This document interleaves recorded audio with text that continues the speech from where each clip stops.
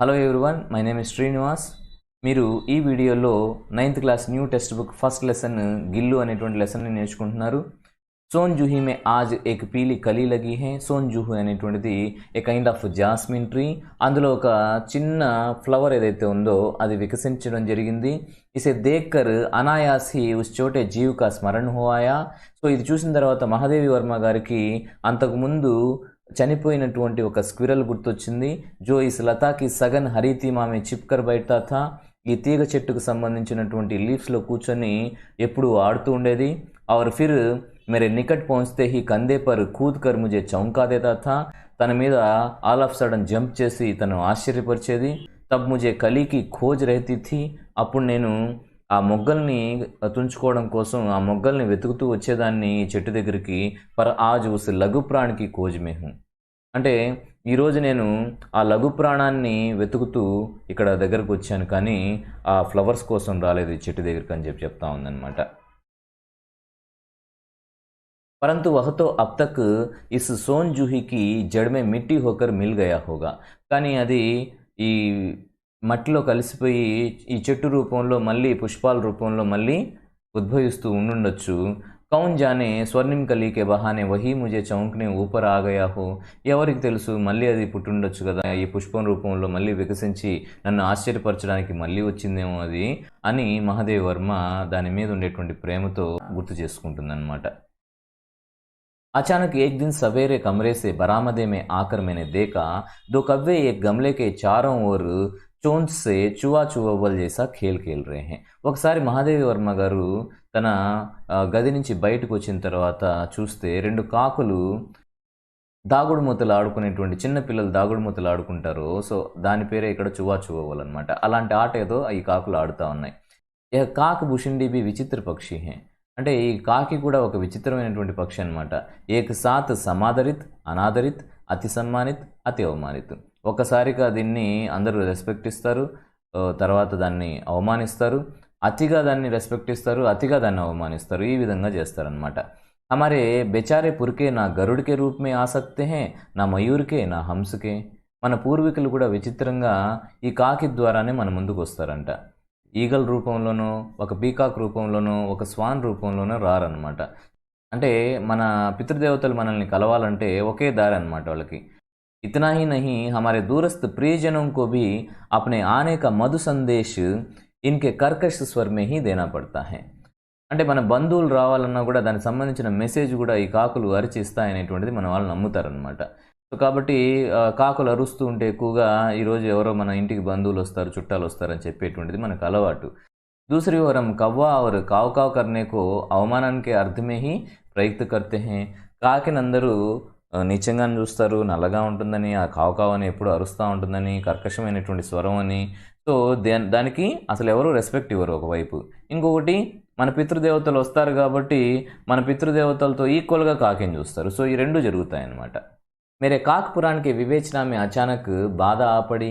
నా కాకి పురాణానికి సంబంధించినటువంటి ఈ చర్చని మధ్యలో ఆపాల్సి వచ్చింది. ఎందుకనంటే క్యూంకి గమ్లే और दीवार की संधि में छिपे एक छोटे से जीव पर मेरे దృష్టి రూక్ గయి.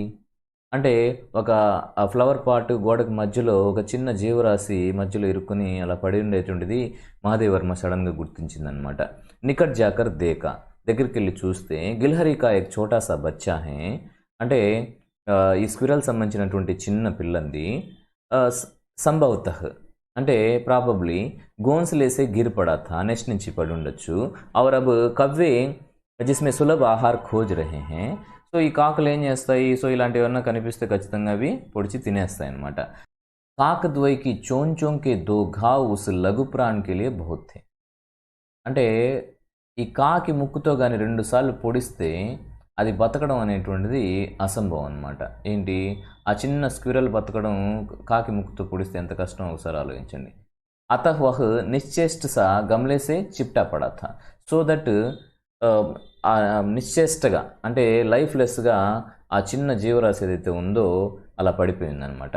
సబ్నే కహా కవ్వేకి చోంచ్ కా ఘావ్ లగ్నే కే బాద్ యహ్ బచ్ నహీ సక్తా. అందరు ఏం చెప్పారంటే కాకి సంబంధించినటువంటి ముక్కుతో ఒకసారి పొడిచిన తర్వాత అది బతకడం అసంభవం. అతహ్ ఇసే ఐసే హీ రెహనే దియా జాయ్. సో దట్ దీన్ని ఇలాగే వదిలేస్తే మంచిదని అందరూ చెప్పారు మహాదేవి వర్మకి. परंतु मन नहीं माना, उसे हौले से उठाकर अपने कमरे में लाई, फिर रुई से रक्त पोंछकर घाव पर పెన్సిలిన్ కా మర్హం లగాయా. సో ఆమె చూడలేక ఏం చేసింది, ఆ జీవరాశిని మెల్లగా నెమ్మదిగా తీసుకుని గదిలోకి వెళ్ళింది. ఆరు కాటన్ తీసుకుని ఆమె ఏం చేసిందంటే ఆ రక్తాన్ని తుడిచింది. ఆ తర్వాత ఆ దెబ్బ మీద పెన్సిలిన్ సంబంధించినటువంటి ఆయింట్మెంట్ పూసింది. ఈ విధంగా ట్రీట్మెంట్ చేసింది. रुई की पतली बत्ती दूध से भिगोकर जैसे जैसे उसके नन्हे से मुंह में लगाई, पर मुंह खुल न सका और दूध की बूंदें दोनों ओर डुलक गई. సో ఆమె ఏం చేసిందంటే చిన్న కాటన్ తీసుకొని అది పాలల్లో ముంచి ఆ డ్రాప్స్ని నోట్లో వేసి సో దాన్ని తాగించాలని ట్రై చేసింది. కానీ దాని నోట్లో నుంచి రెండు వైపుల నుంచి ఆ మిల్క్ అనేటువంటిది కూడా బయటకు వచ్చేసింది అనమాట. तो कई घंटों के उपचार के उपरांत उसके मुंह में एक बूंद पानी टपकाया जा सका. సో కొన్ని గంటలు ఇట్లా ట్రీట్మెంట్ చేస్తే మహాదేవి వర్మ ఒక్క వాటర్ డ్రాప్ దాని గొంతులోకి వెళ్ళడం జరిగిందనమాట. तीसरे दिन वह इतना अच्छा और आश्वस्त हो गया कि मेरी उंगली अपने दो नन्हे पंजे से पकड़कर नीले कांच के मोतियों जैसे आंखों से इधर उधर देखने लगा. సో అది మెల్లగా ఎంత యాక్టివ్ అయిపోయిందంటే, ఆశ్వస్త అంటే యాక్టివ్ అయిపోవడం అనమాట. మేరీ ఉంగ్లీ అప్నే దో నన్హే పంజేసే పకడ్కర్ అంటే నా వేలని తన యొక్క చిన్న పంజాతో పట్టుకొని నీలే కాంచ్కి మోతియం చేసే ఆంకోంసే ఇదర్ ఉదర్ దేకనేలాగా అంటే చిన్న షార్ప్ ముత్యం లాంటి చాలా షార్ప్ ఉండేటువంటి తన కళ్ళతో అటు ఇటు చూడడం మొదలుపెట్టింది. 3-4 मास में उसके स्निग्ध रोएं, जब्बेदार पूंछ और चंचल चमकीले आंखें सबको विस्मित करने लगी. సో 2-3 నెలల తర్వాత దాని యొక్క చాలా ఇది స్మూత్గా ఉండేటువంటి దాని యొక్క రోమాలు, తర్వాత జబ్బేదార్ పూంచ్ చాలా బుషీగా ఉండేటువంటి దాని యొక్క టైల్, చెంచల్ చమ్కీలే ఆంకే చెంచలంగా ఉండేటువంటి అటు ఇటు చూసేటువంటి దాని యొక్క చెంచలమైనటువంటి కళ్ళు, ఇదంతా చూసి అందరూ ఆశ్చర్యపడేలాగా అది తయారైందనమాట కొన్ని రోజులకి. हमने उसकी जातिवाचक संज्ञा को వ్యక్తివాచక కా రూప్ దే దియా అంటే ఆమె అప్పుడు దాకా ఒక ఉడతగా చూసేటువంటి ఆ స్క్విరల్ యొక్క పేరు గిల్హరి అనమాట. సో వ్యక్తివాచక సంజ్ఞానంగానే దానికి పేరు మార్చేశారనమాట. ఏమని, ఇస్ ప్రకార్ హమే ఉసే గిల్లు కహకర్ బులానే లగే, దాని పేరు మార్చేసి మహాదేవి వర్మ గిల్లు అనే దానికి నామకరణం చేసింది.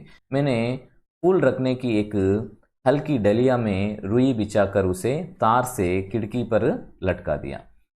చిన్న బాస్కెట్ ఏదైతే ఉందో ఫ్లవర్స్ తీసుకెళ్ళేటువంటి చిన్న బాస్కెట్, అది తీసుకొని దానికి ఒక తీగ కట్టి దాన్ని పైన వేలాడదీసింది అనమాట. సో దాంట్లో కాటన్ పెట్టి దాని యొక్క బెడ్ లాగా అరేంజ్ చేసి దాన్ని కరెక్ట్గా నెస్ట్ లాగే తయారు చేసింది. वही 2 वर्ष गिल्लू का घर रहा, అదే 2 years దాని ఇల్లు లాగునింది. वह स्वयं हिलाकर अपने घर में झूलता और अपने कांच के मनकों से आंखों से कमरे के भीतर और खिड़की से बाहर न जाने क्या देखता समझता रहता था. అంటే తన ఉయ్యాలని తనే ఊపుకునేటువంటిది, బాగా మెరిసేటువంటి ఆ కళ్ళతో ఇంటి లోపలికి బయటికి వాటికి సంబంధించినటువంటి కిటికీలో నుంచి బయట చూస్తూ దేక్తా సమజ్తా रहता, అక్కడ చూస్తూ ఏదో అర్థం చేసుకుంటూ ఉండేది. परंतु उसकी समझदारी और कार्यकलाप पर सबको आश्चर्य होता था. దాని యొక్క క్లవర్నెస్ మరియు ఆ చేసేటువంటి పనులు చూసి అందరికీ ఆశ్చర్యం కలిగేది. जब मैं लिखने बैठती तब अपनी ओर मेरा ध्यान आकर्षित करने की उसे इतनी तीव्र इच्छा होती थी कि उसने एक अच्छा उपाय खोज निकाला. సో ఆమె కూర్చొని తన పని తను చేసుకుంటూ ఉంటే చిన్నపిల్లలు ఎప్పుడైతే పట్టించుకోకపోతే ఎలాగైతే తన వైపు కాన్సన్ట్రేట్ చేయడానికి ఏదేదో చిలిపి పనులు చేస్తూ ఎలాగైతే తన వైపు తన తల్లి యొక్క చూపును తిప్పుకోవడానికి ఎలాగైతే చేస్తారో అలాగే ఈ చిన్న జీవరాశి కూడా మహాదేవి వర్మ యొక్క కాన్సన్ట్రేషన్ ఆ జీవరాశి మీద పడడానికి రకరకాల ప్రయత్నాలు చేసేదన్నమాట. और मेरे पैर तक आकर सर से पर्दे पर चढ़ जाता और फिर उसी तेजी से उतरता. ఆమె దగ్గరికి వెళ్ళేసి కాలు దగ్గర నుంచి చాలా స్పీడ్గా తల మీదకి ఎక్కేసి తల నుంచి కిందకి దిగేసేది. उसका यह दौड़ने का क्रम तब तक चलता जब तक मैं उसे पकड़ने के लिए ना उठती. ఎప్పుడు దాకా మహాదేవి వర్మ తన చేతులతో దాన్ని తీసుకుని దగ్గర తీసుకోదో అప్పుడు దాకా అది ఇలాగే చేస్తూ ఉండేది అనమాట.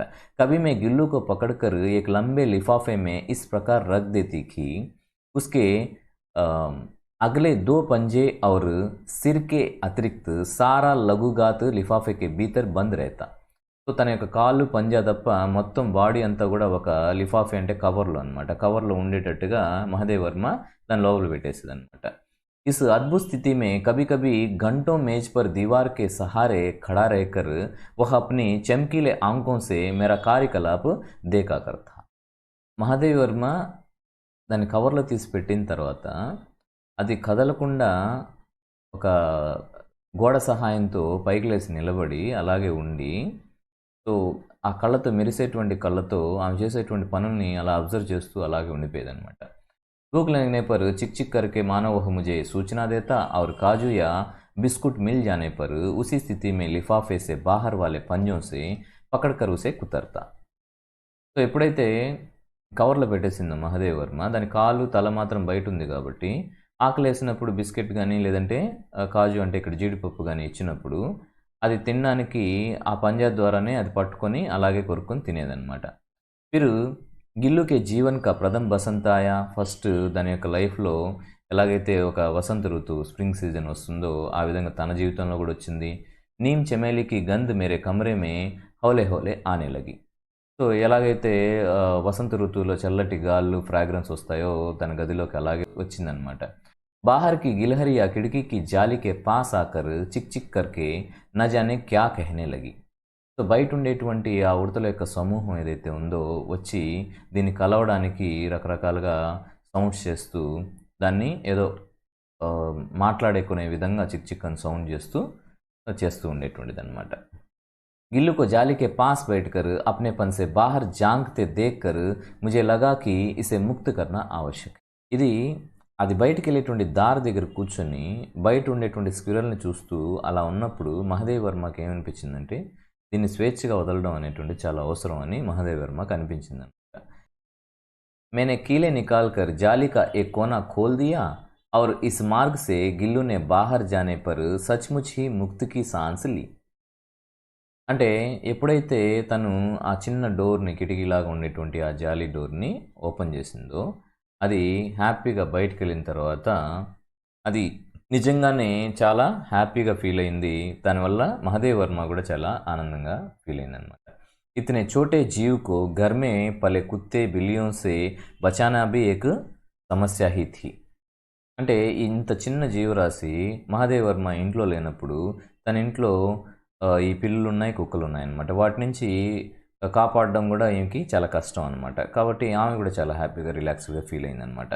आवश्यक कागज़ पत्रों के कारण मेरे बाहर जाने पर कमरा बंद ही रहता. తనకు అవసరమైనప్పుడు పేపర్స్ తీసుకోవడానికో లెటర్స్ తీసుకోవడానికో ఈమె రైటర్ కాబట్టి బయటకు వెళ్తూ ఉంటుంది. मेरे कॉलेज से लौटने पर जैसे ही कमरा खोला गया, ఎప్పుడైతే ఈమె కాలేజ్ నుంచి రిటర్న్ వచ్చిన తర్వాత ఎప్పుడైతే ఆ గది ఓపెన్ చేస్తుందో और मैंने भीतर पैर रखा, ఎప్పుడైతే మహాదేవ్ వర్మ లోపలికి అడుగు పెడుతుందో वैसे ही गिल्लू अपने जाली की द्वार से भीतर आकर मेरे पैर से सिर और सिर से पैर तक दौड़ लगाने लगा.